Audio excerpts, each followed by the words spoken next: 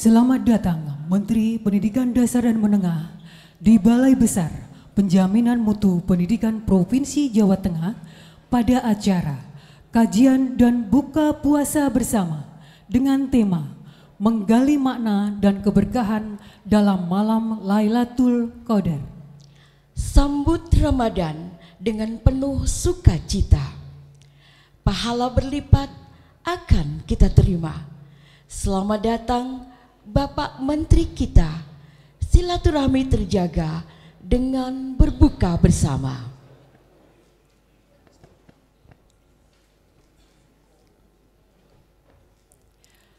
Assalamualaikum warahmatullahi wabarakatuh. Salam sejahtera untuk kita semua. Yang terhormat Menteri Pendidikan Dasar dan Menengah, Profesor Dr. Abdul Mukti MID, yang kami hormati Kepala Balai Besar Penjaminan Mutu Pendidikan Provinsi Jawa Tengah, Dr. Nugraheni Triastuti SEMSI beserta jajarannya, Kepala Balai Besar Guru Penggerak Provinsi Jawa Tengah, Bapak Darmadi SPD MPD beserta jajarannya, Kepala Balai Bahasa Provinsi Jawa Tengah, Ibu Dwi Laili Sukmawati SPD MHUM beserta seluruh jajarannya, Kepala Badan Akreditasi Nasional Provinsi Jawa Tengah, Bapak Dr. Sugiman BSD MSI dan seluruh jajarannya, seluruh pegawai UPT Kementerian Pendidikan Dasar dan Menengah yang kami banggakan. Alhamdulillah, segala puji bagi Allah Subhanahu wa Ta'ala yang telah memberikan kesehatan, kesempatan, dan kebersamaan di sore yang penuh berkah ini. Salawat serta salam kita haturkan kepada junjungan kita Nabi Muhammad Sallallahu Alaihi Wasallam yang telah membimbing kita menuju jalan kebaikan dan keberkahan. Hadirin yang dirahmati Allah, hari ini kita dipertemukan dalam suasana yang sangat istimewa.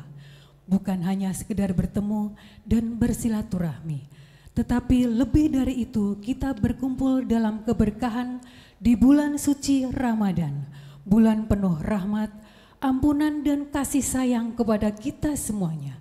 Oleh karenanya, di acara kajian dan buka bersama kali ini bertema menggali makna dan keberkahan dalam malam Lailatul Qadar.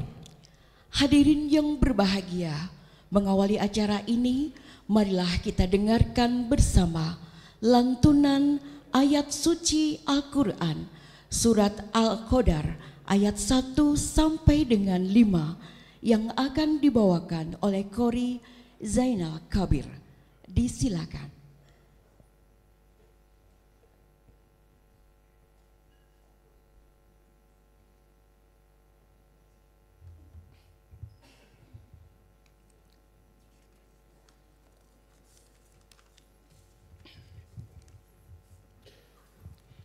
Assalamualaikum warahmatullahi wabarakatuh.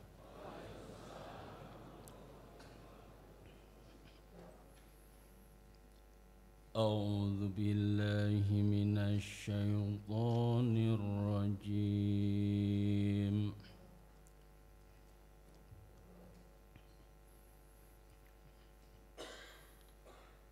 Bismillahirrahmanirrahim.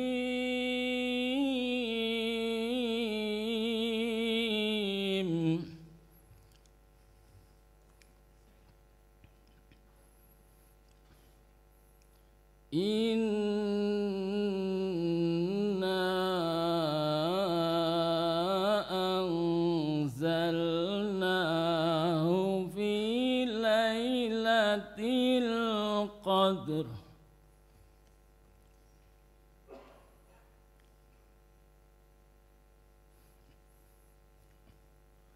Wa ma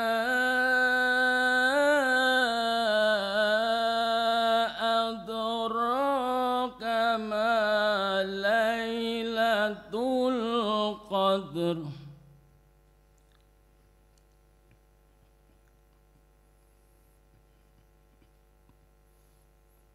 ليلة القدر خير من ألف شهر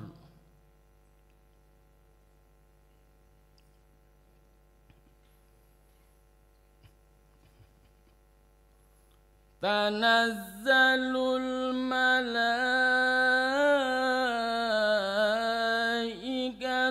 والروح فيها بإذن ربهم من كل أمر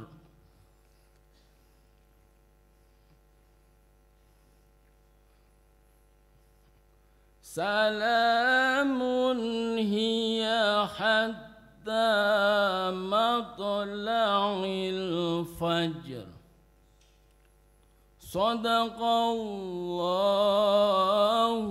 العظيم. Wassalamualaikum warahmatullahi wabarakatuh.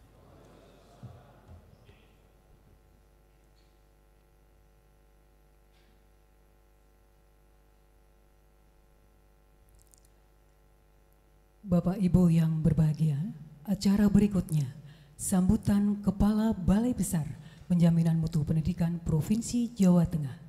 Yang kami hormati Dr. Nugraheni Triastuti SE MSI, disilakan.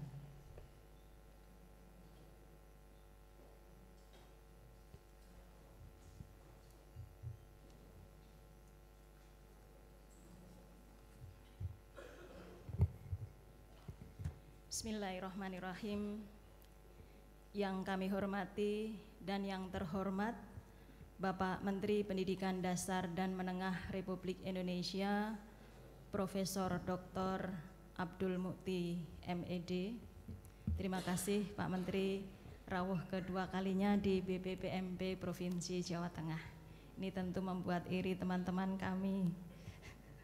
Ada Pak Darmadi, Bu Leli, dan Ban mungkin ya, meskipun satu kantor.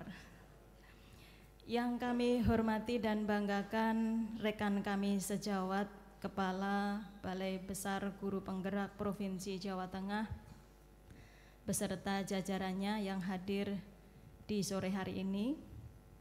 Yang kami hormati pula Kepala Balai Bahasa Provinsi Jawa Tengah Ibu Dwi Laili beserta jajarannya dari Balai Bahasa Provinsi Jawa Tengah. Yang kami hormati pula Kepala Ban PDM Provinsi Jawa Tengah Pak Sugiman, rawuh beserta jajarannya pula. Terima kasih Bapak-bapak dan ibu-ibu dari Ban PDM. Yang kami hormati, ini sedang saya cari-cari Pak, Ibu Kepala Dinas Pendidikan dan Kebudayaan Provinsi Jawa Tengah, macet di perjalanan, yang rencananya juga akan ikut gabung di acara sore hari ini. Yang kami banggakan teman-teman kami bekerja, mulai dari Kabak Umum BPPMP Provinsi Jawa Tengah Mas Muhammad Adi Hartono SEMM, Ketua Tim Kerja Ibu Dr. Alif Nur Hidayati, Pak Dedi Gunawan, Pak Ahmad Mudofir, Pak Heri Martono. Yang kami banggakan pula seluruh Ketua Subtim Kerja Program Prioritas Kemendikdasmen. Ada 8 program prioritas dan ada 8 kasubtim kerja Bapak. Teman-teman kami bekerja seluruh wali wilayah kabupaten kota, teman-teman PPNPN, P3K, outsourcing, Bapak dan Ibu, Bapak Ibu dari BKHM, terima kasih sudah membersamai kami di sore hari ini. Assalamualaikum warahmatullahi wabarakatuh. Alhamdulillah wa syukurillah wassalatu wassalamu ala rasulillah la khawla wa la quwata illa billah. Rabbi shrah li syadri wa yassir li amri wahlul 'uqdatam min lisani yafqahul qauli. Puji dan syukur kita panjatkan kehadirat Allah Subhanahu wa taala. Pada sore hari ini Bapak dan Ibu, kita diberikan nikmat kesehatan, nikmat sehat, nikmat sempat untuk bisa mengikuti acara buka bersama Pak Menteri. Dan tentu saja kita akan mendengarkan tausiah dari beliau, yang mana selama kami mengikuti beliau dalam satu hari bisa 5-6 kali tausiah, temanya berbeda-beda dan tanpa teks. Nanti kita juga ikut mendengarkan bersama pula Bapak dan Ibu tausiah dari Pak Menteri untuk kita semuanya.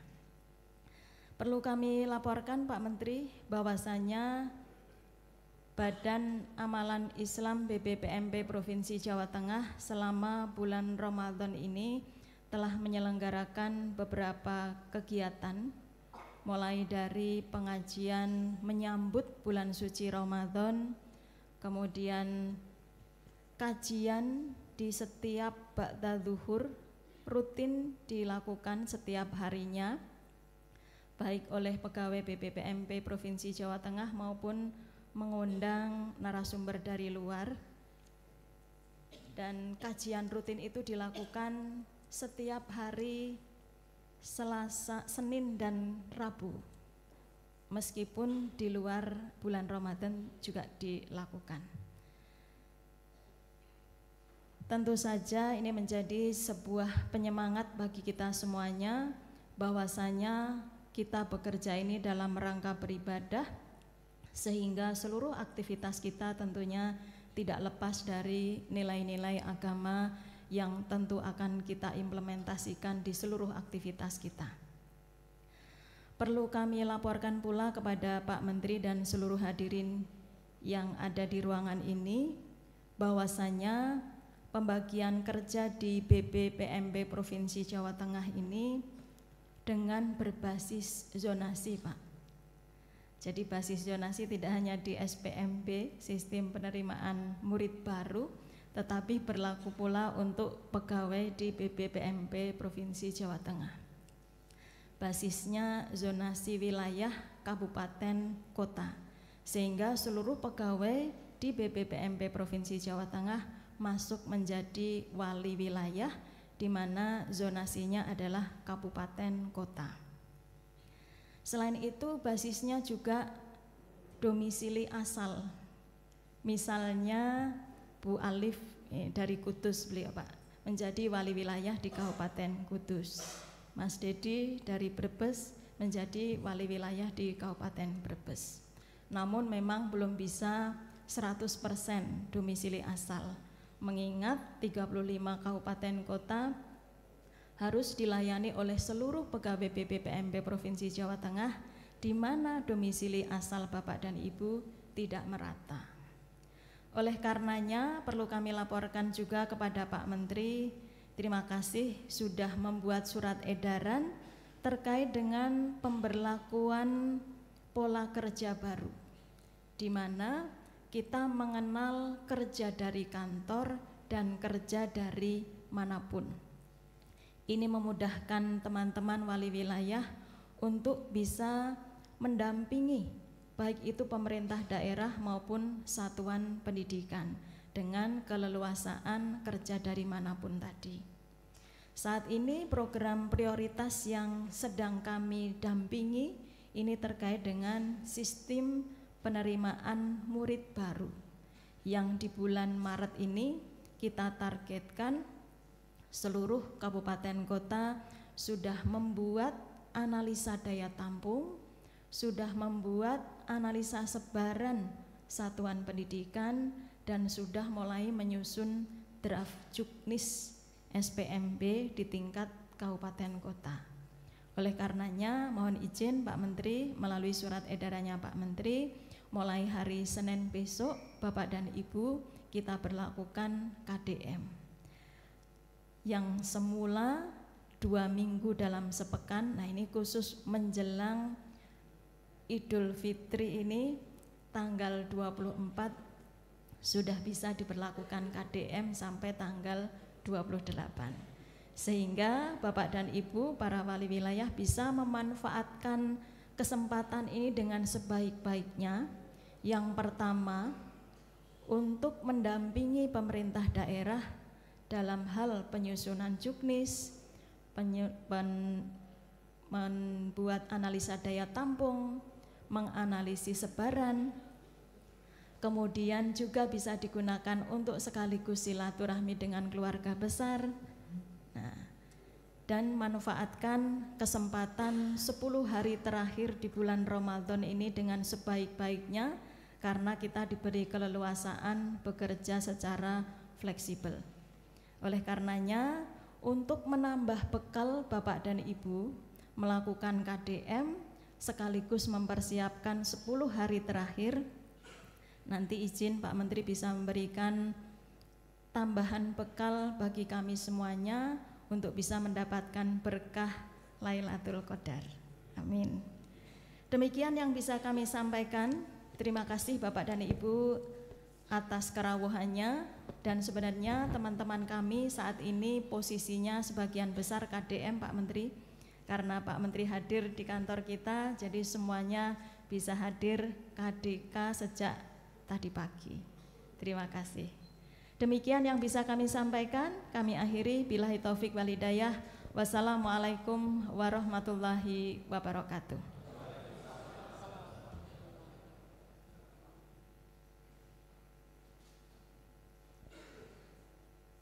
Terima kasih Bu Heni atas sambutannya.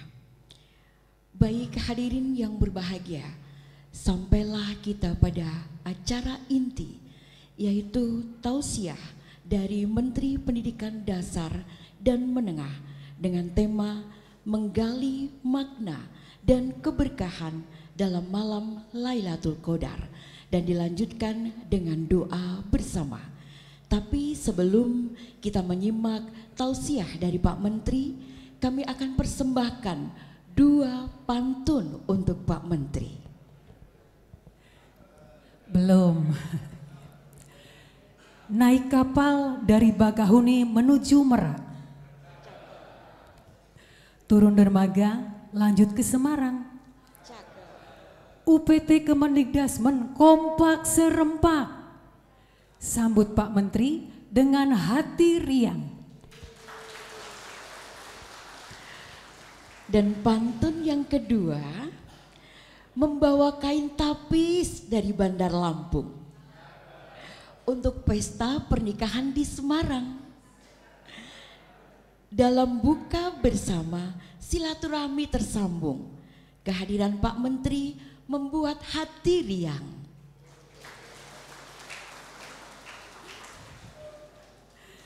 Yang terhormat Profesor Dr. Abdul Mukti MID, kami persilakan.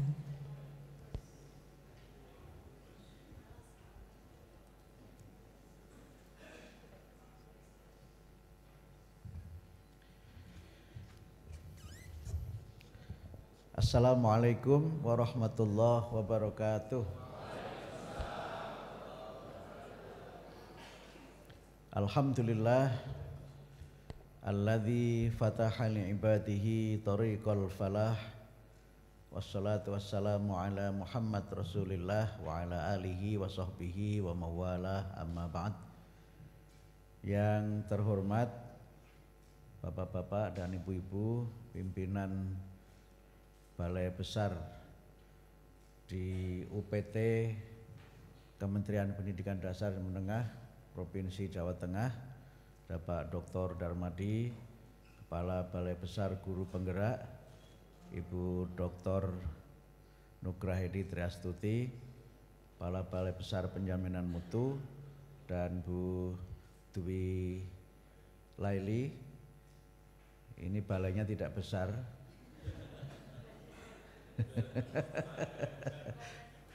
Bu Laili yang Balai Bahasa, kemudian Bapak Ketua BAN PDM Jawa Tengah, juga mungkin dari Dinas Pendidikan sudah hadir, Ada bersama saya juga tenaga ahli Kementerian Pendidikan Dasar Menengah Pak Dr.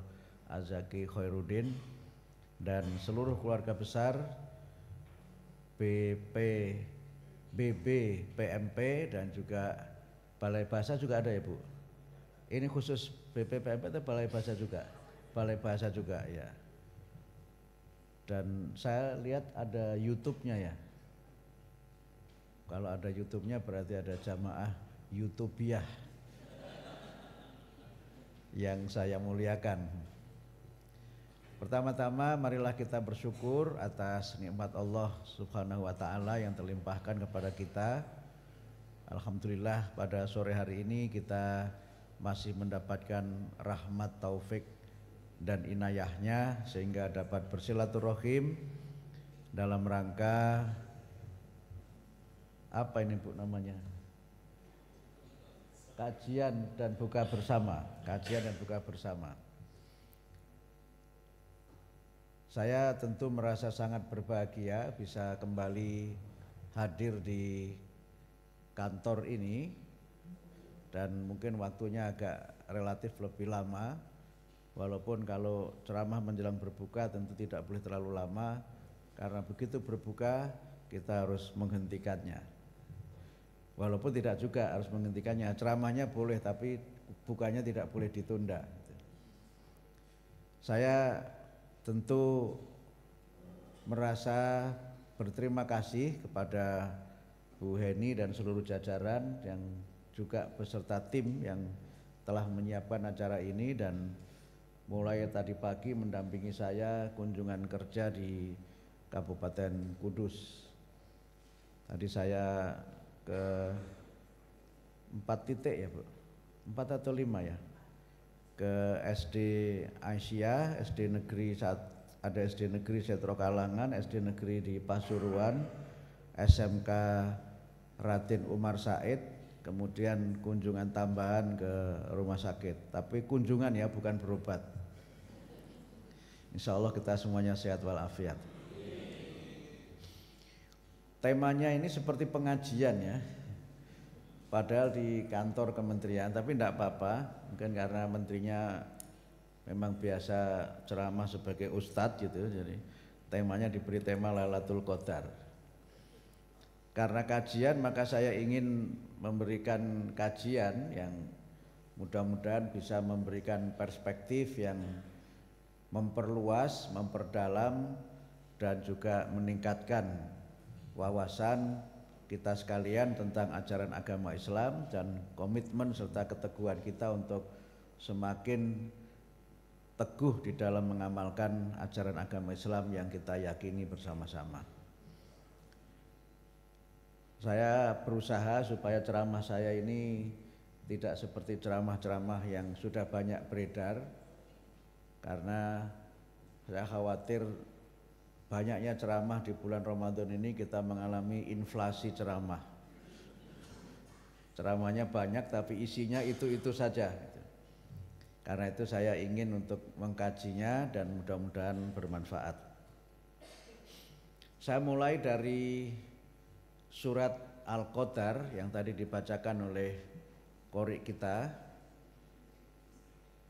Surat Al-Qadar itu kalau kita kaji dari sisi tempat atau waktu turunnya atau klasifikasinya diklasifikasikan sebagai surat Makkiyah. Di dalam kajian ilmu tafsir itu Al-Quran menurut waktu dan tempat turunnya itu dibagi menjadi 2, surat Makkiyah dan surat Madaniyah. Tapi yang saya pelajari waktu saya sekolah ternyata tidak benar-benar amat. Guru saya mengajarkan surat Makkiyah itu surat yang diturunkan di Mekah, surat Madaniyah surat yang diturunkan di Madinah. Saya pun masih mengikuti itu sampai saya membaca penjelasan dari Qurtubi, Imam Al-Qurtubi di dalam tafsirnya Al-Jami' li Ahkamil Quran. Dia menyebutkan surat Makkiyah itu surat yang diturunkan sebelum Rasulullah Muhammad hijrah. Sedangkan surat Madaniyah itu surat yang diturunkan ketika Rasulullah Muhammad hijrah. Jadi patokannya itu hijrahnya, bukan tempatnya. Karena ada surat yang masuk dalam kelompok surat Madaniyah, misalnya surat Al-Maidah, itu beberapa ayatnya diturunkan di Mekah.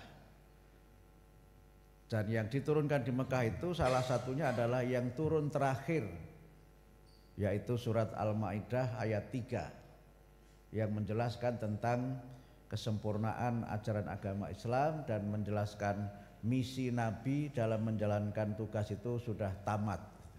Al-yauma akmaltu lakum dinakum wa atmamtu alaikum nikmati wa raditu lakumul Islam madina.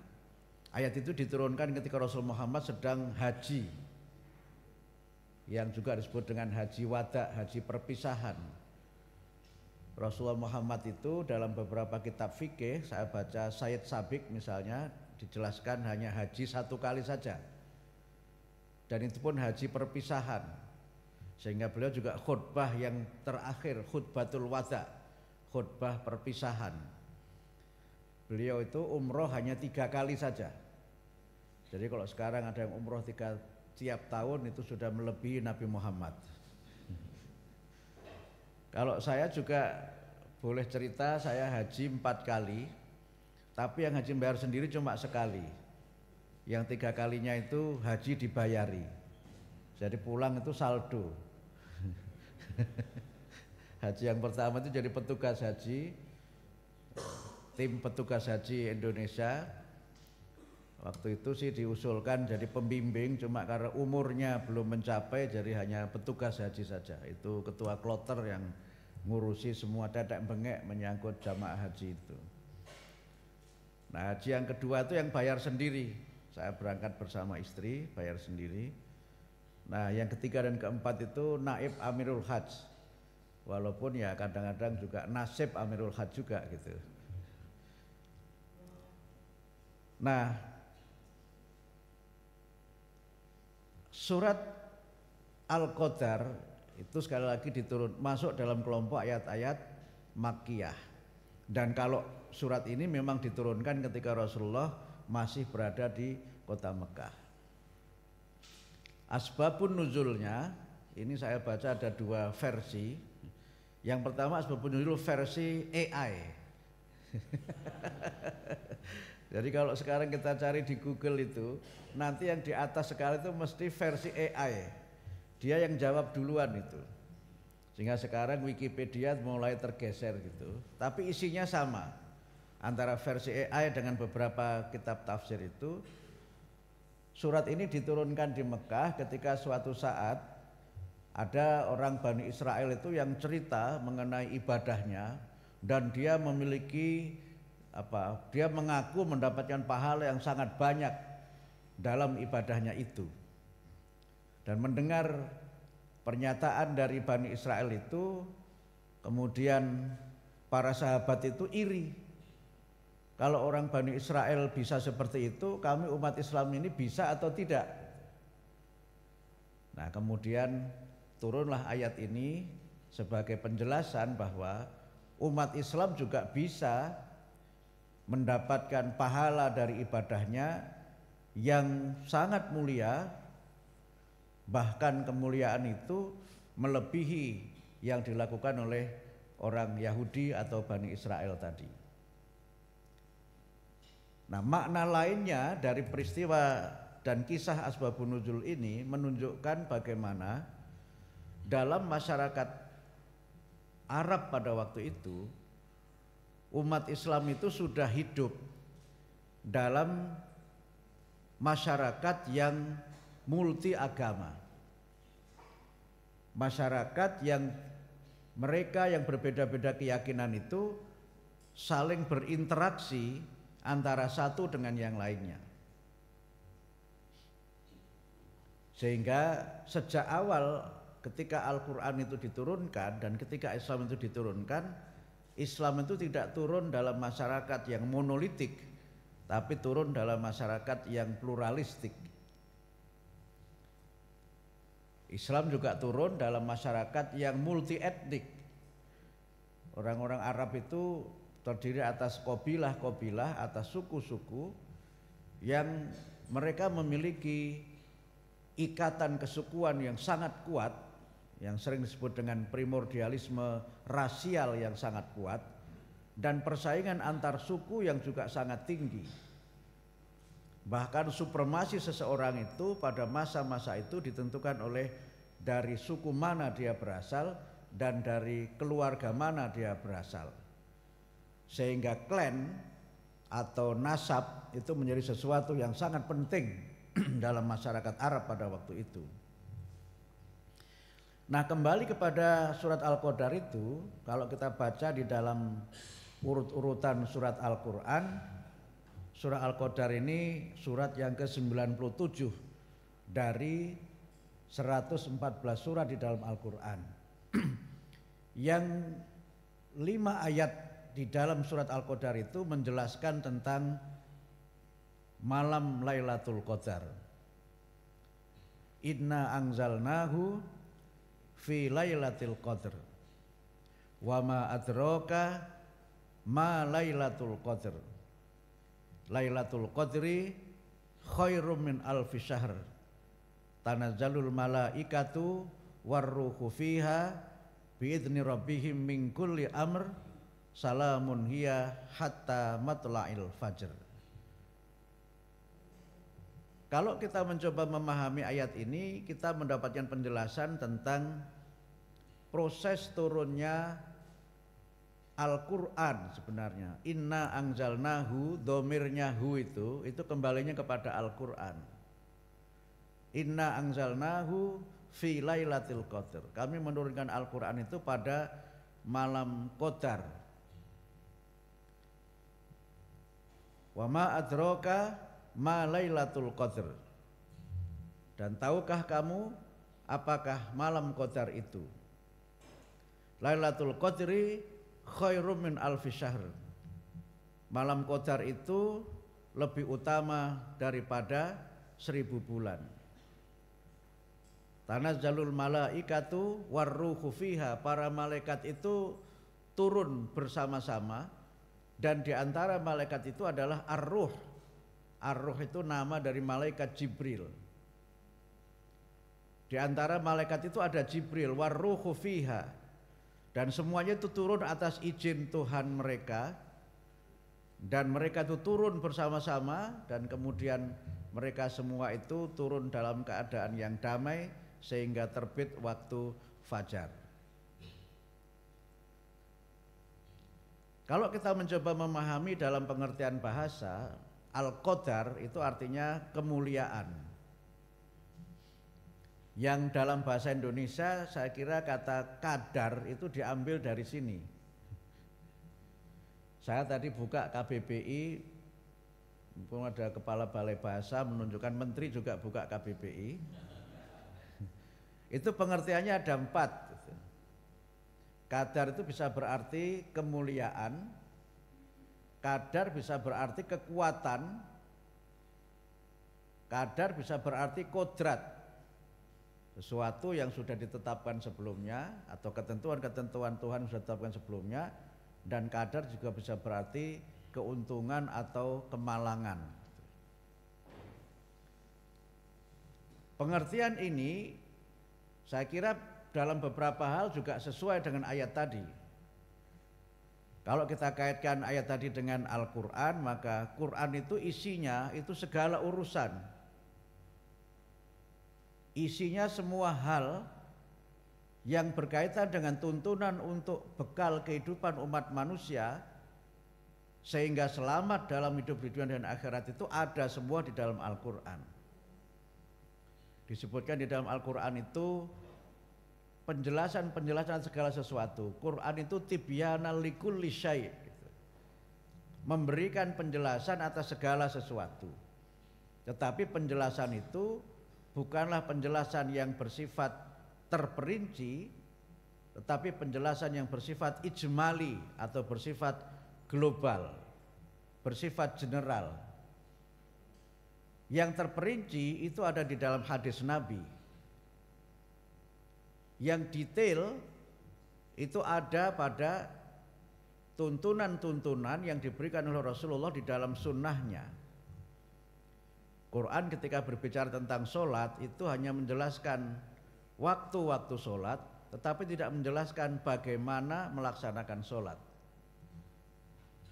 Ketika Quran berbicara tentang zakat, yang dijelaskan adalah siapa yang berhak menerima zakat, tetapi apa saja yang dizakati, berapa besar yang harus dibayarkan, itu tidak ada penjelasannya di situ. Ketika berbicara tentang haji juga bicara tentang kemuliaan ibadah haji dan kapan haji dilaksanakan, itu tidak dijelaskan. Hanya disebutkan al-hajju asyhurum ma'lumat. Haji adalah ibadah yang ditunaikan pada bulan-bulan yang ditentukan. Ketentuannya kapan itu ada di dalam hadis. Walaupun nanti ada bulan Dzulhijjah, bulan di dalamnya ada hajinya. Dzulhijjah itu artinya bulan yang memiliki haji gitu. Yang kapan hajinya itu tidak selama 1 bulan kan? Haji itu kan hanya singkat saja, yang lama itu kan menunggunya. Haji itu kalau semua kita tunaikan mulai dari kita itu umroh haji sampai kita itu tawaf wada, itu kan paling hanya seminggu. Tapi nunggunya bisa puluhan tahun. Jawa Tengah berapa lama nunggunya itu ya? 30 berapa Bu? 32 tahun. Itu bisa separuh umur kita itu 32 tahun itu. Nah, karena itu maka disebutkan di situ mingkuli amrin, semuanya itu ada urusan-urusannya dikandung di dalamnya. Yang kalau urusan itu kita ikuti, maka kita akan selamat. Kita itu akan sejahtera. Jadi salamun itu artinya kita selamat, kita damai, kita sejahtera. Dari kata salam itu ada kata-kata Islam, ada kata-kata salam, itu ada kata-kata selamat datang Ibu Dr. Uswatun Hasanah. Ini beliau ceria sekali hari ini. Sepertinya THR sudah cair. Sudah kelontang bunyinya Bu gitu. Sudah kelontang ya. Apalagi yang menerima 3 bulan begitu. Saya sudah dapat kabar guru-guru yang sudah melengkapi nomor rekening sudah dapat 3 bulan katanya. Terima kasih Mas Menteri katanya begitu. Nah, balik ke tadi, sehingga kita itu kalau mengikuti semua aturan Allah itu, maka kita akan sejahtera, kita akan damai. Dan kemudian kita menyongsong kehidupan baru. Fajar itu maknanya bisa 2. Fajar bisa berarti waktu yang menandai datangnya pagi, tapi fajar juga bisa berarti hope, bisa berarti harapan. Sehingga ketika orang berbicara mengenai harapan baru, orang bicara mengenai fajar kehidupan. Dan kita sebenarnya diajari oleh agama untuk melekatkan diri kita ini dengan waktu-waktu dan waktu yang memberikan penjelasan tentang harapan baru itu adalah waktu fajar. Selalu ada harapan baru karena akan terbit matahari. Dan matahari itu terbit rutin saja. Kalau dulu waktu saya belajar bahasa Inggris itu kan diantara tenses simple present itu kan sesuatu yang rutin, itu kan pakai simple present. Sehingga the sun rises itu karena apa? Kenapa rises? Ya karena memang present, dia terus saja gitu. Terbitnya rutin, tetapi cerita hari itu tidak pernah sama. Cerita di hari itu selalu berbeda. Sehingga setiap terbit matahari baru itu selalu ada harapan baru, selalu ada kisah-kisah baru, yang itu semua bisa kita tulis dengan bagaimana kita berkarya, bagaimana kita bekerja pada hari itu. Tetapi dalam kita mengamalkan ajaran agama itu maka disebut sebagai al-qadar. Karena kalau kita mengamalkan ajaran agama itu kita mendapatkan kemuliaan.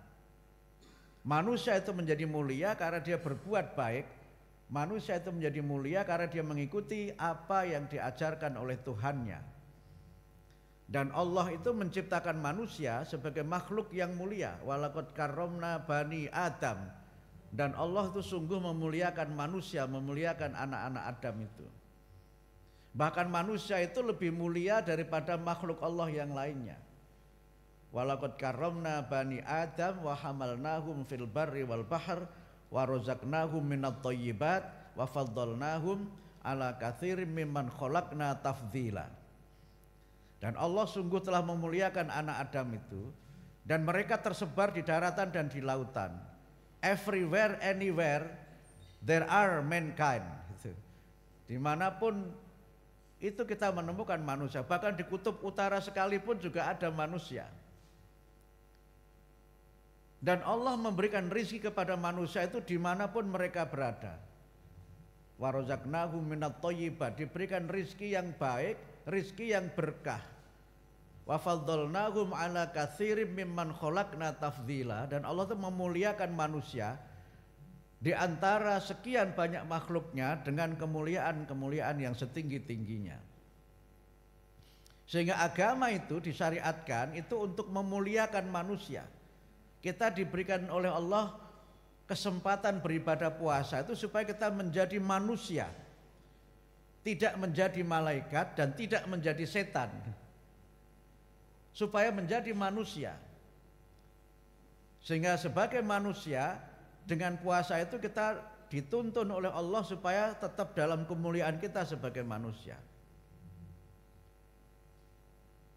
Manusia itu kalau urusannya makan saja itu kan dia sebagai manusia yang disebut Al-Quran dengan al-bashar. Jadi manusia itu di Quran disebut dalam dua istilah, al-bashar dan an-nas atau al-insan. Kalau al-bashar itu manusia sebagai makhluk biologis, makan, minum, berkembang biak. Jadi kalau manusia itu makan terus itu tidak ada bedanya dengan hayawan, dengan binatang gitu. Kalau hanya beranak terus gitu, itu saja yang dipentingkan, ya mal farqu bainan nas wal hayawan gitu. Apa bedanya manusia dengan hewan gitu. Nah,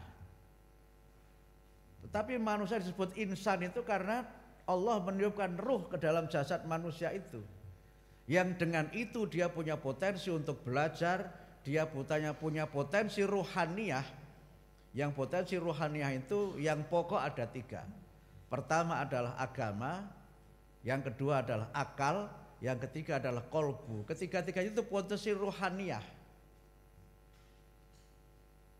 Nah, karena itu maka kemuliaan itu bisa diraih oleh manusia kalau dia mematuhi aturan Tuhan itu.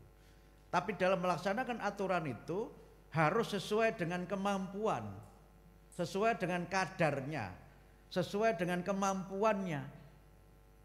Agama tidak memaksakan kita untuk bekerja melampaui kemampuan.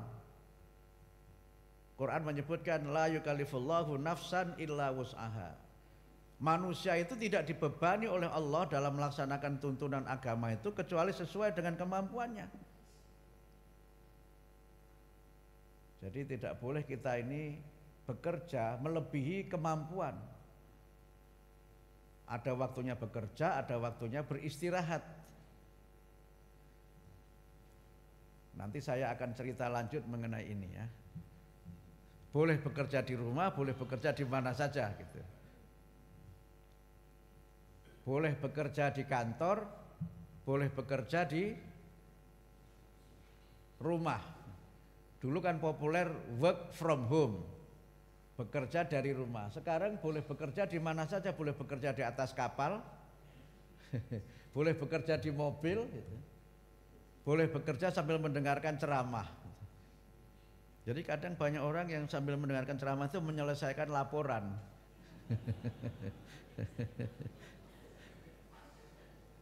Banyak begitu, wah ini dikejar deadline ini begitu. Kadang-kadang juga bisa bekerja sambil nulis artikel gitu. Mendengarkan ceramah sambil nulis artikel. Tadi ada salah satu redaksi media nagih tulisan, saya bilang saya belum sanggup, besok ya saya bilang gitu. Kalau saya mendengarkan ceramah mungkin saya nulis sambil mendengarkan ceramah. Tapi karena saya ceramah nggak mungkin saya ceramah sambil nulis artikel gitu. Tapi bisa jadi artikel saya ini, ceramah saya ini jadi artikel, bisa jadi. Nah, karena itu Allah tidak membebani manusia melebihi kemampuannya. Sehingga dalam beribadah itu selalu ada rukhsah, ada keringanan. Puasa itu wajib, tapi bagi yang bepergian, yang sakit atau yang lemah itu tidak harus puasa, tapi cukup yang bepergian, yang sakit boleh mengqadha, yang lemah itu boleh nanti bayar fidyah. Kenapa seperti itu dijelaskan? Yuridullahu bikumul yusra wala yuridu bikumul usra. Allah itu menghendaki kemudahan bagi kamu dan tidak menghendaki kesulitan bagi kamu. Maknanya apa? Kalau kita itu memberikan seseorang itu pekerjaan, jangan mempersulit orang. Kalau melayani publik jangan mempersulit. Sehingga rumusnya apa? Rumus barunya itu kita bekerja sebagai pelayan, mempermudah urusan, bukan pakai paradigma lama. Kalau bisa dipersulit kenapa dipermudah gitu. Itu paradigma lama itu. Allah saja mempermudah urusan kok kita malah mempersulit urusan. Makanya siapapun sekarang saya kenal atau tidak itu bisa japri saya. Bisa japri saya. Jadi tidak ada sakralnya nomor HP menteri itu. Enggak ada sakralnya. Bu Kadis bisa kontak saya kapan saja. Aina makunta, di mana saja juga gitu. Karena itu kita harus mempermudah urusan. Kalau urusan itu tidak kita selesaikan Bapak Ibu, itu jadi beban kita. Saya baca beberapa buku tentang neuroscience, tentang bagaimana otak itu bekerja. Otak itu adalah unsur dalam tubuh kita yang paling patuh dan paling jujur. Otak itu bagian yang paling menentukan, tapi paling ringkih di antara bagian tubuh yang lain. Kalau urat kita keseleo, itu bisa diurut. Otak keseleo bisa diurut Pak? Enggak bisa. Dan dia dilindungi oleh bagian tubuh yang paling kuat. Tengkorak itu kan paling kuat, sehingga dijotosi apa itu enggak apa-apa, itu paling kuat itu. Dalam ilmu neuroscience itu, otak itu akan merekam apapun yang ditangkap oleh panca indera. Dan kemudian yang ditangkap itu diberikan makna, coding gitu, sesuai dengan apa yang sudah ditangkap sebelumnya. Kemudian yang berikutnya, otak itu selain mencatat apa yang direkam itu juga akan melaksanakan apa yang diperintahkan oleh manusia. Jadi kalau misalnya Bapak Ibu kita niat tidur jam 12 itu tidak mengikuti 7 kebiasaan kalau jam 12. 7 kebiasaannya tidur cepat. Katakanlah oke lah, tapi kalau puasa ini kan rata-rata kita memang tidur ya 11 12 gitu kan. Kemudian Bapak Ibu berniat saya mau bangun jam 3, maka kita itu akan terbangun. Soal kita itu get up atau tidak itu urusan lain. Dalam bahasa ini ada wake up, ada get up kan. Wake up itu melek, get up itu bangkit. Kadang-kadang orang itu melek tetapi tidak bangkit. Makanya jam itu waker namanya. Membuat kita melek. Tapi setelah jam itu berbunyi, apakah kita kemudian bangkit? Matikan jamnya. Kadang-kadang kalau ngesetnya kecepatan itu ini imsak jam 4:30 kok jam 3 sudah bunyi gitu. Akhirnya apa? Bukannya bangkit tapi matikan waker. Nah kalau pekerjaan itu tidak kita segera kerjakan, maka otak kita itu akan merekam semakin banyak tugas-tugas yang tidak terselesaikan itu. Makanya kalau orang itu menunda pekerjaan, maka banyak yang membuat dia itu menjadi lupa dan pelupa. Karena file di otak itu terlalu banyak. Sehingga Quran itu mengajari kita laksanakan sesuatu sesegera mungkin supaya kita bisa mengurangi beban otak kita itu. Jadi jangan bebani otak kita dengan menunda-nunda pekerjaan. Makanya Bimbo itu kan diantara lagunya berbuat baik janganlah ditunda-tunda gitu kan. Itu Bimbo tapi gitu. Jangan Bu, nanti kita jadi karaoke Bu gitu. Kalau para pegawai ya THR kami janganlah ditunda-tunda. Cakep gitu ya Pak, cakep itu. Karena itu agama mengajari kita untuk jadi orang produktif itu apa? Kerjakan sesuatu sesegera mungkin, begitu selesai kerjakan yang lain. Fa'idha farokta famsok. Kalau longgar, kerjakan sesuatu yang lain. Sehingga karena itu maka kita itu bekerja jangan melampaui kemampuan. Ada waktunya istirahat. Waktunya istirahat. Sehingga Quran menjelaskan siang itu tempat bekerja, malam itu tempat istirahat. Laila itu, malam itu sebagai libasa. Malam itu sebagai pakaian gitu. Kenapa disebut pakaian? Karena kalau malam itu kan gelap, kita terlindungi dari banyak hal.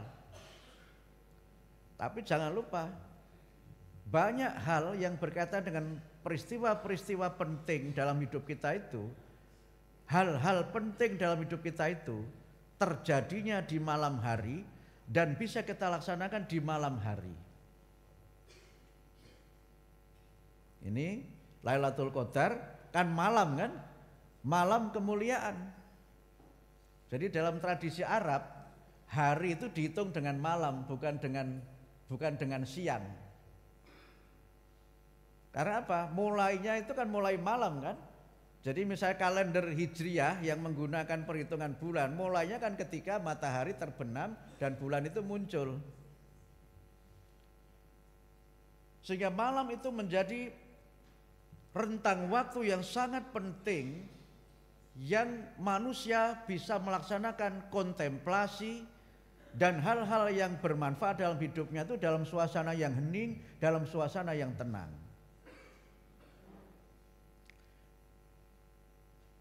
Kalau kita bicara mengenai tahajud, malam juga kan? Dan kita bangun di tengah malam. Di tengah malam. Kalau kalender matahari, waktu tahajud itu waktu sudah ganti hari. Karena dihitungnya jam 00.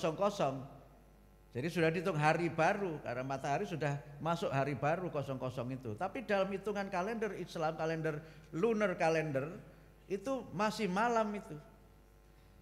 Sehingga kemudian kita diajari oleh agama tidur cepat, tapi juga bangun cepat.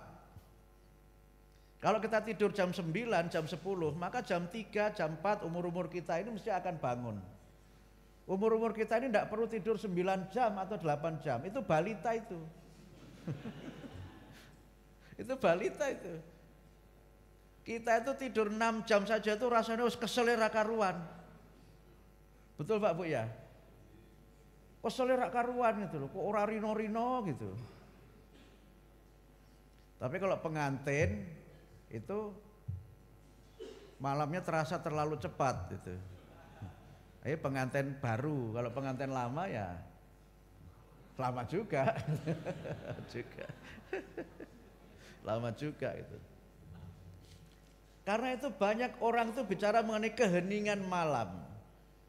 Karena pada saat itu kita merasakan ketenangan, kita merasakan ada momen di mana kita bisa merasakan banyak hal dan bisa merenungkan banyak hal dalam keheningan itu. Itulah kenapa kemudian kita di dalam Quran dijelaskan malam itu waktunya istirahat. Saya juga lagi berpikir apakah memang security itu harus ada pada malam hari ya? Kalau kita punya alat yang semakin canggih, saya kira tidak perlu itu ada security yang memang dia harus jaga malam itu. Menurut saya, tapi pada waktunya nanti akan terjadi itu. Nah, Bapak Ibu sekalian, kembali ke Lailatul Qadar itu.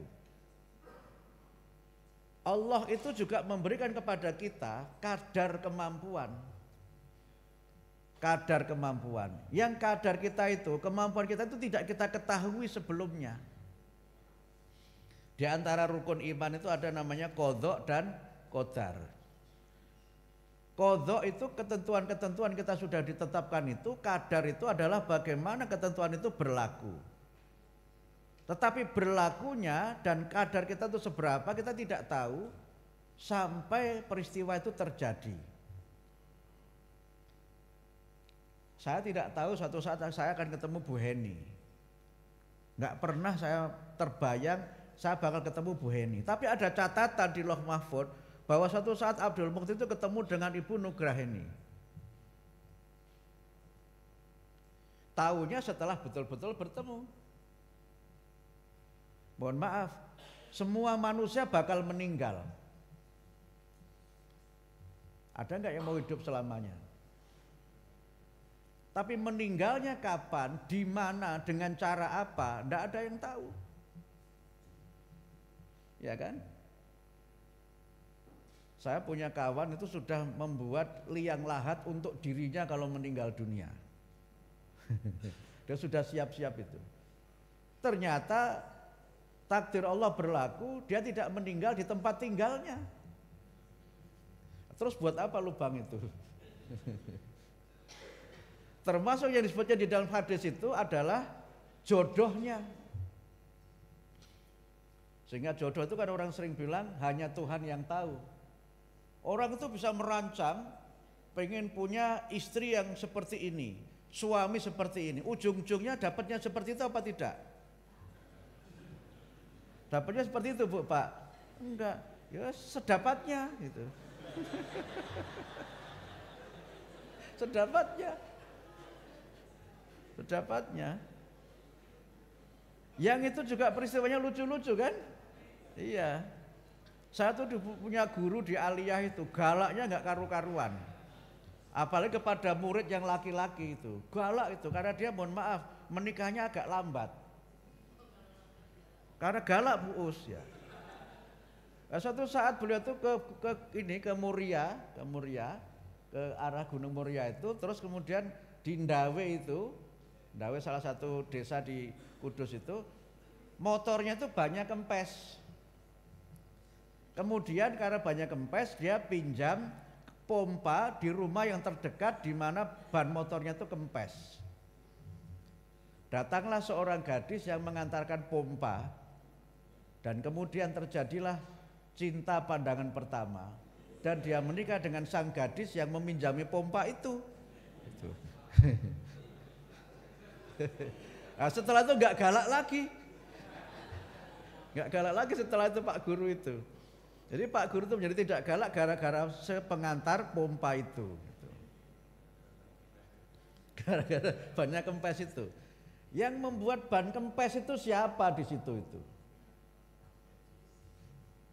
Jadi kita tahunya itu setelah terjadi. Bapak Ibu sekarang ini apakah bekerja sesuai dengan ijazahnya? Sesuai. Saya sesuai. Tetapi saya dulu tidak bercita-cita menjadi dosen, termasuk bercita-cita menjadi PNS. Ini boleh cerita masa lalu lah anak Bapak. Waktu saya kuliah itu pengennya jadi wartawan saya itu. Karena saya waktu kuliah itu aktif di pers kampus. Dan saya mohon maaf agak tidak suka pada PNS. Tidak sukanya itu karena gajinya sedikit. Seperti tidak menjanjikan harapan begitu. Dan itu saya alami itu. Kerja puluhan tahun itu gajinya kalah sama adik saya yang baru diangkat beberapa bulan. Termasuk setelah jadi profesor itu istri saya mengira juga gaji saya banyak. Suatu saat ketika saya tunjukkan, ternyata Bapak selama ini gajinya cuma segitu ya. Iya Dek, saya bilang gitu. Dapatnya itu karena halo-halo itu. Nah, halo-halo itu yang bikin dapat banyak.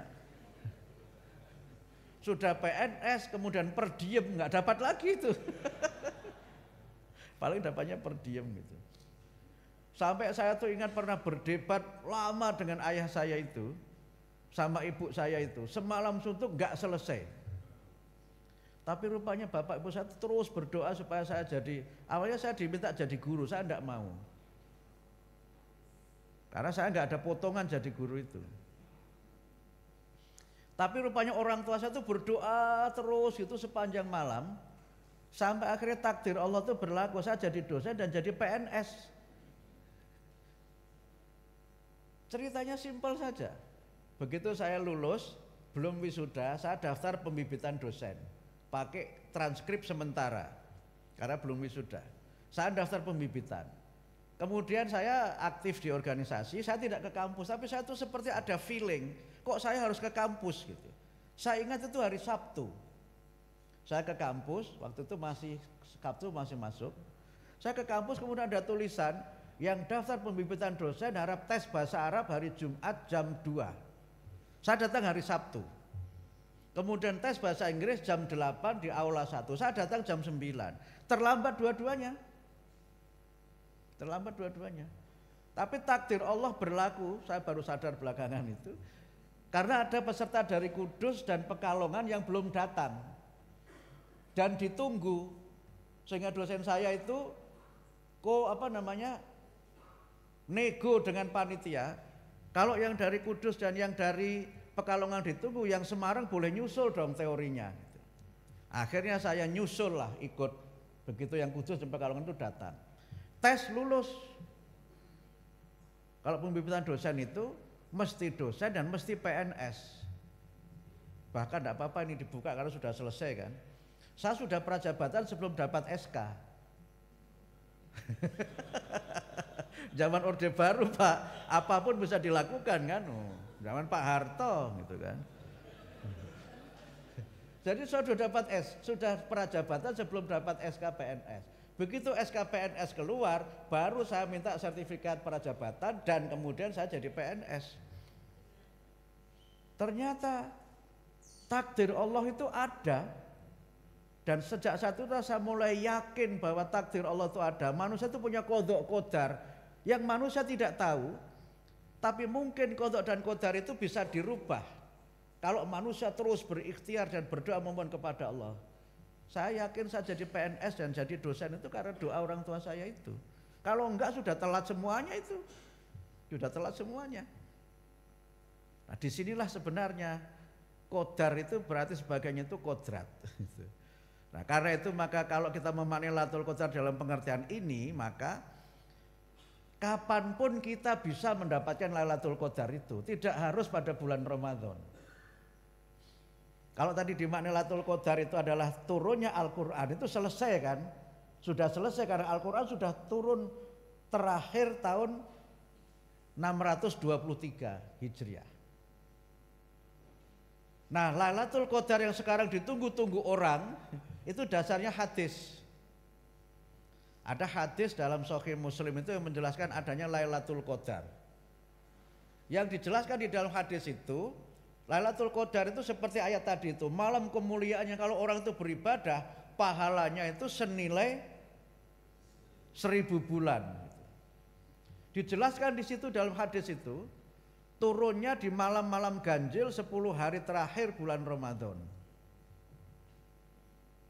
Nah, disinilah kemudian beberapa penjelasan menyebutkan ada yang turun tanggal 21. Ada hadis yang menyebut tanggal 23, ada yang menyebut 25, ada yang menyebut 27, ada yang menyebut 29. Semuanya menyebutkan ganjil. Hadis lain menyebutkan ciri-ciri kalau ada Lailatul Qadar itu, malam itu angin seperti tidak berhembus. Kemudian bulan agak temaram, tertutup awan. Nah, besoknya ketika matahari terbit, itu matahari tertutup awan. Nah, yang malamnya itu yakin, saya yakin tadi malam itu Lailatul Qadar. Makanya sampai ada lagunya Bimbo kan? Ada lagunya Bimbo tentang Lailatul Qadar itu kan seperti itu penjelasannya. Itu dari hadis. Tetapi menurut para ahli hadis, misalnya saya baca beberapa kitab hadis, termasuk saya baca tulisannya Pak Quraisy tentang Lailatul Qadar itu, menurut Pak Quraisy, hadis-hadis yang menjelaskan tentang peristiwa Lailatul Qadar itu tidak ada satupun yang hadisnya itu sahih. Hadisnya itu tidak masuk pada derajat sahih. Sehingga sebagian umat Islam berpendapat karena tidak sahih maka tidak bisa menjadi hujjah. Nah, yang kelompok ini berpendapat dia tidak menolak Lailatul Qadar, tetapi tidak mengikuti penjelasan bahwa dia turun pada 10 hari terakhir di bulan Ramadan. Di malam ganjil 10 hari terakhir bulan Ramadan. Kadang-kadang malah sebagian kawan itu ada yang bercanda. Kan kadang-kadang awal Ramadan itu berbeda antara Muhammadiyah dengan NU. Tahun ini bareng. Tahun lalu berbeda, Muhammadiyah puasanya duluan, NU dan pemerintah belakangan. Nah, kalau kemudian ikut malam ganjil itu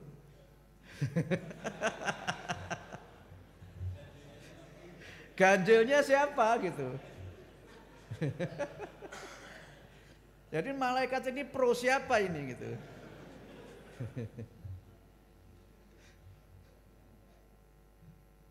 Jadi bagi yang mendahului ini sudah malam 21.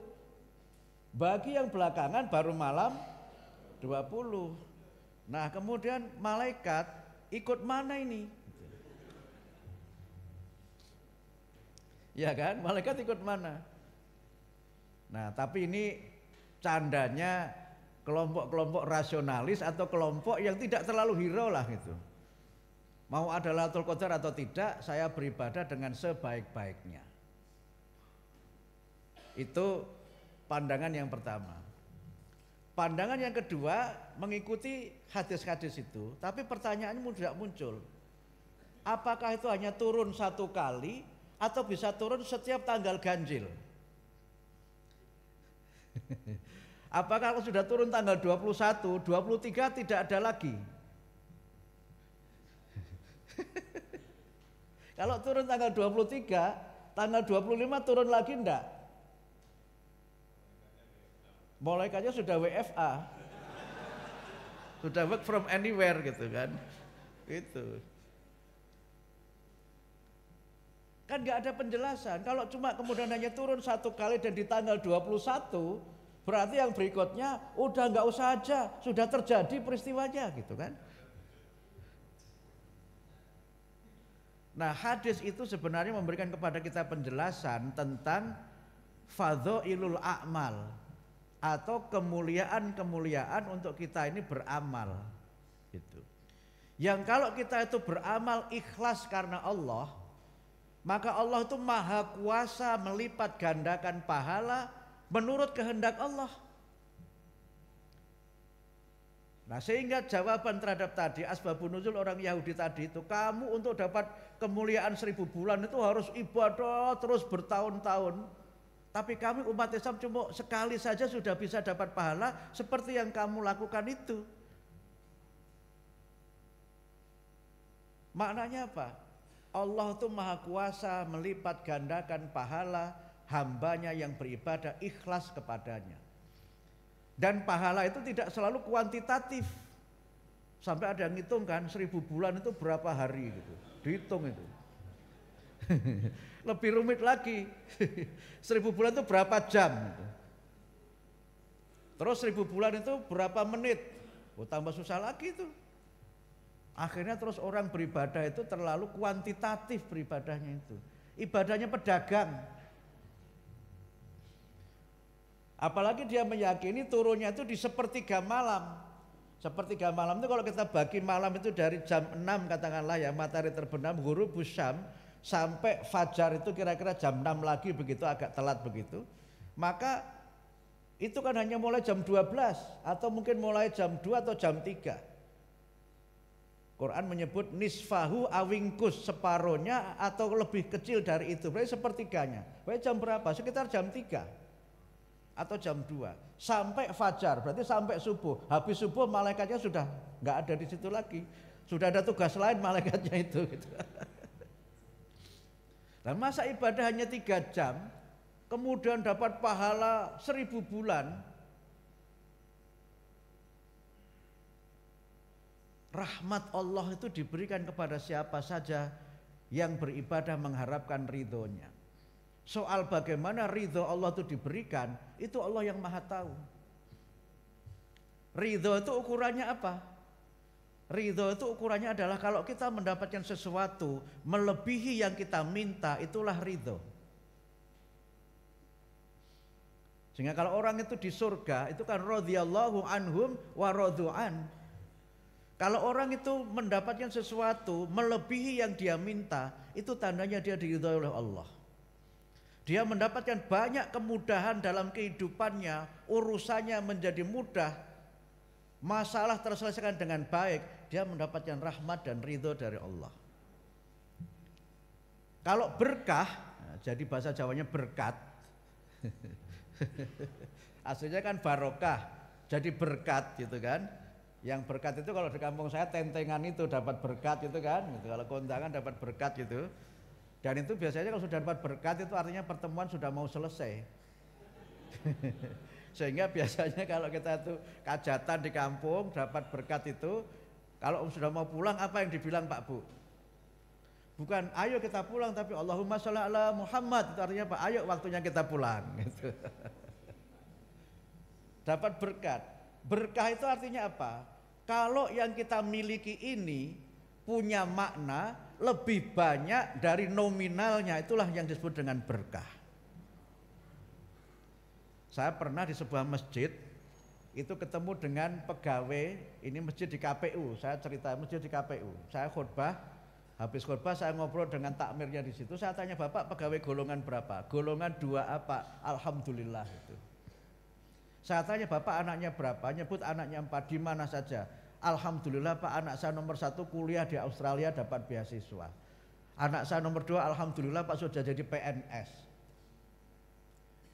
Pegawai golongan 2 itu gajinya sudah bisa kita hitung dan tidak susah menghitungnya.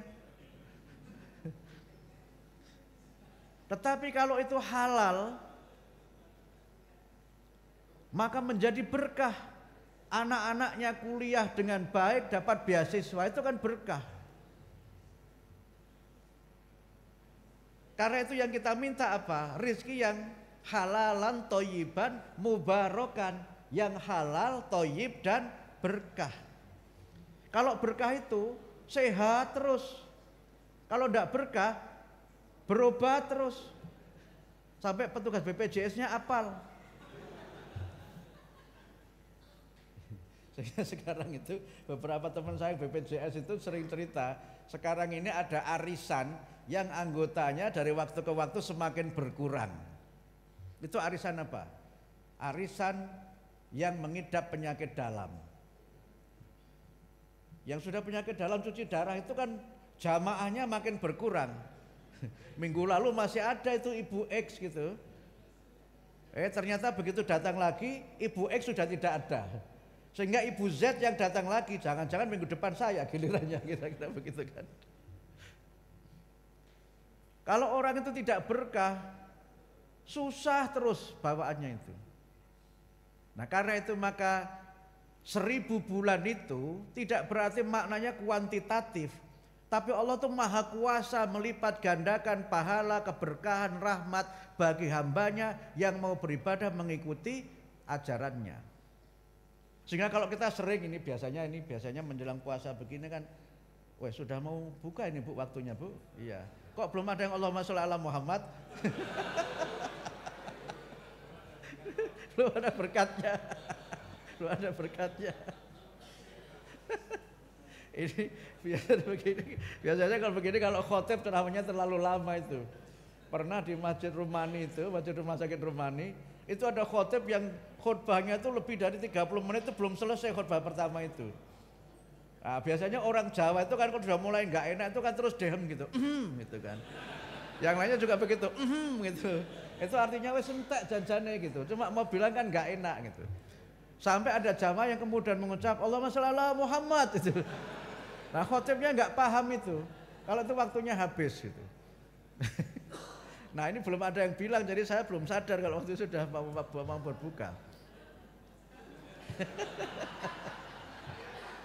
Tapi pernah di Masjid UIN waktu saya kuliah di UIN Jakarta itu kan ada masjid belakang kampus Pasca itu. Ada khotib yang khutbahnya lama sekali. Yang jamaah kan banyak kan mahasiswa S2, mahasiswa S3 gitu kan.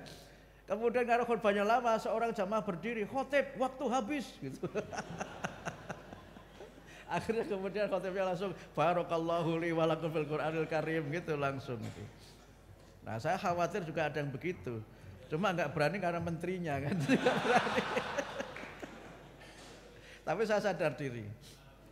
Ketika Quran menjelaskan tentang infak, itu kan disebutkan kamatsali habbatin ambatat sab'a sanabil fi kulli sumbulatin mi'atu habbah gitu kan. Itu yang biasanya banyak proposal-proposal menjelang Idul Fitri begini banyak datang, itu ayatnya itu. Barang siapa yang berinfak itu seperti menanam biji tumbuh jadi sebatang pohon punya 7 tangkai, tiap tangkai 100 biji. Tapi sambungan ayatnya itu enggak disebut. Wallahu yudha'ifu liman yasha. Allah itu maha kuasa melipat gandakan pahala bagi hambanya yang mau bersedekah. Melipat gandakan maknanya bisa yang hitungan tadi, bisa maknanya melebihi itu. Nah, karena itu maka terkait dengan Lailatul Qadar ini, silahkan Bapak Ibu memahami sesuai dengan keyakinannya masing-masing.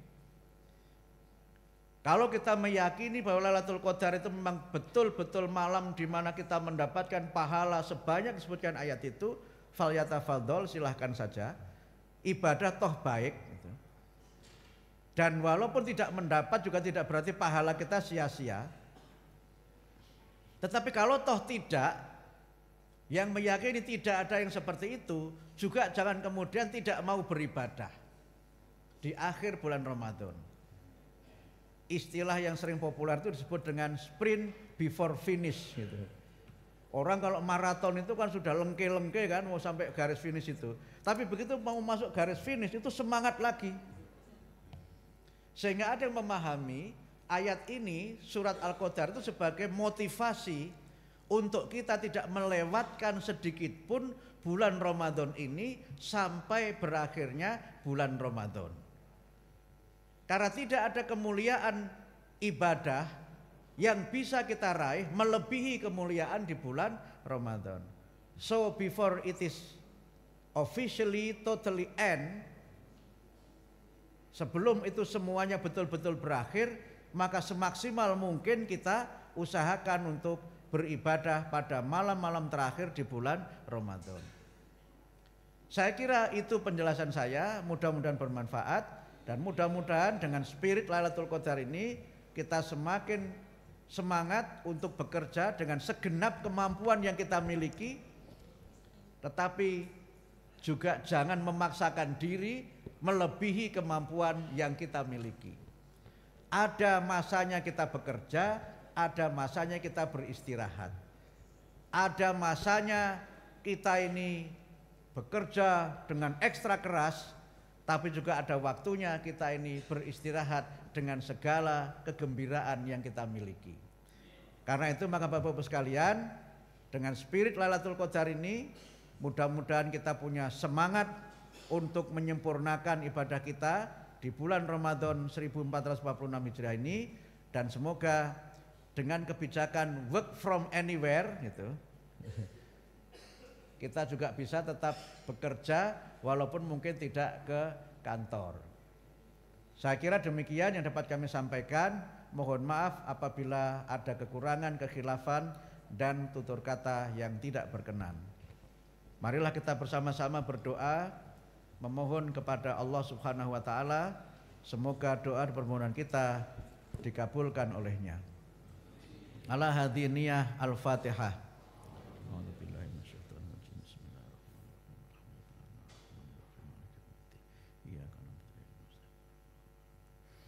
Bismillahirrahmanirrahim.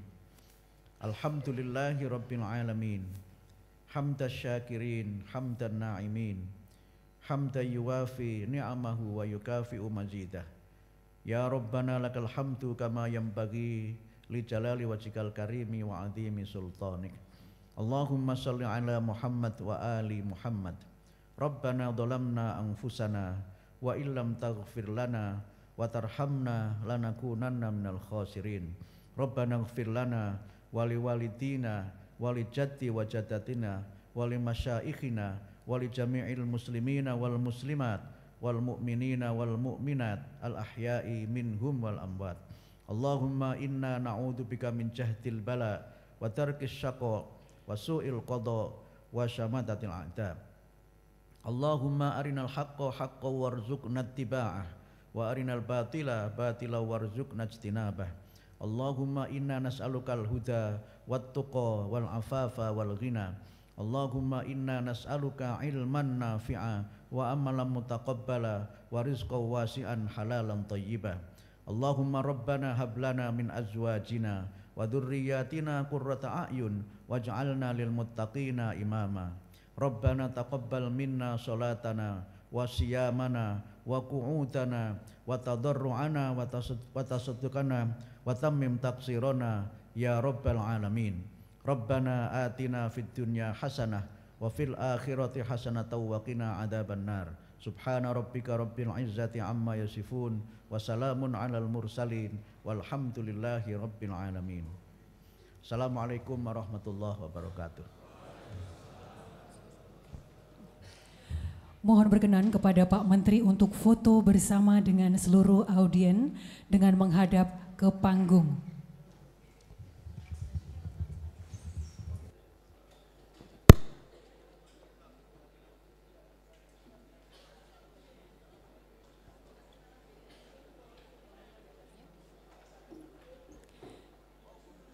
Ya, untuk seluruh kameramen kami mohon untuk naik ke atas panggung.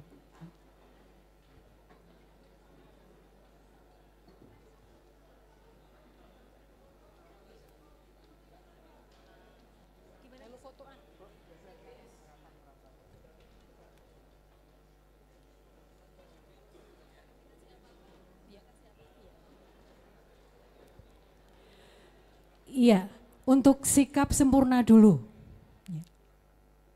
Kameramen siap?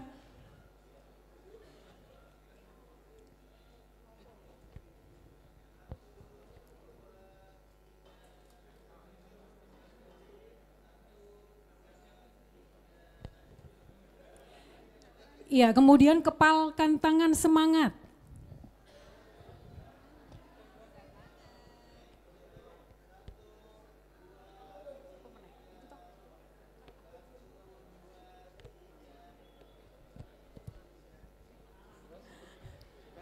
Iya, terima kasih kami ucapkan kepada Pak Menteri yang sudah berkenan membersamai kami dan memberikan tausiah pada acara kajian dan buka bersama di Balai Besar Penjaminan Mutu Pendidikan Provinsi Jawa Tengah. Ucapan terima kasih juga kami ucapkan kepada Kepala Dinas Pendidikan Provinsi Jawa Tengah, Kepala BBKP Provinsi Jawa Tengah, Kepala Balai Bahasa Provinsi Jawa Tengah, dan juga seluruh pegawai UPT Kemdikdasmen yang sudah hadir dan berpartisipasi pada acara kajian dan buka puasa bersama dengan tema menggali makna dan keberkahan dalam malam Lailatul Qadar.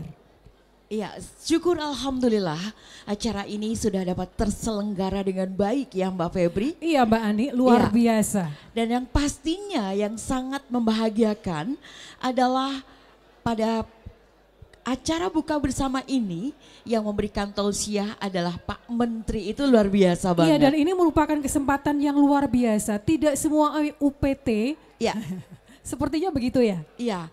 Tidak semua mendapatkan kesempatan untuk bisa bertemu dengan Pak Menteri yang sangat luar biasa. Dan semoga tausiahnya bermanfaat untuk kita semua. Dan tentunya kita akan lebih baik untuk tahun-tahun ke depan. Ya, insya Allah. Semoga Bapak dan Ibu hadirin yang kami hormati, yang sudah berkenan hadir dalam acara kajian dan buka bersama dengan Pak Menteri Pendidikan Dasar dan Menengah di Balai Besar Penjaminan Mutu Pendidikan Provinsi Jawa Tengah sore hari ini dengan tema menggali makna dan keberkahan dalam malam Lailatul Qadar. Semoga kita semua bisa mendapatkan keberkahan dalam menjalankan ibadah puasa di bulan Ramadan tahun ini. Iya, selain keberkahan tentunya kemuliaan. Apalagi di hari yang sudah memasuki hari keberapa Mbak Ani? Ini hari yang ke-20 ya. Iya, sesuai dengan tema. Iya benar Lailatul sekali. qadar. Dan sebentar lagi pastinya kita akan menyambut berkumandangnya azan maghrib. Ini sesuatu yang kita tunggu-tunggu ya pastinya Mbak Febri. Iya. Seharian kita sudah berpuasa dan maghrib itu sesuatu yang sangat kita nanti-nantikan. Betul sekali. Karena itu kami informasikan kepada Bapak dan Ibu hadirin, kami persilahkan untuk bisa mengambil snack ya. Disediakan di mana Mbak Febri snacknya? Ada di samping. Oke, di samping sebelum. Sepertinya ada juga yang mengantar ke meja ya. Oh baik. Jadi Bapak dan Ibu hadirin, sambil menunggu detik-detik azan maghrib berkumandang, Bapak dan Ibu kami persilahkan untuk mengambil snack ya. Dan tentu saja menikmatinya saat nanti azan maghrib sudah berkumandang. Jangan lupa ya. Iya, dan nanti setelah kita buka puasa bersama, kita akan sholat berjamaah di Masjid Taqwa BPPMP Provinsi Jawa Tengah. Iya, betul sekali. Bapak dan Ibu jangan lupa nanti kita juga akan sholat maghrib berjamaah di Masjid At-Taqwa BPPMP Provinsi Jawa Tengah. Kami tentu saja mengucapkan selamat berbuka puasa dan kami pembawa acara, saya Ani. Saya Febri.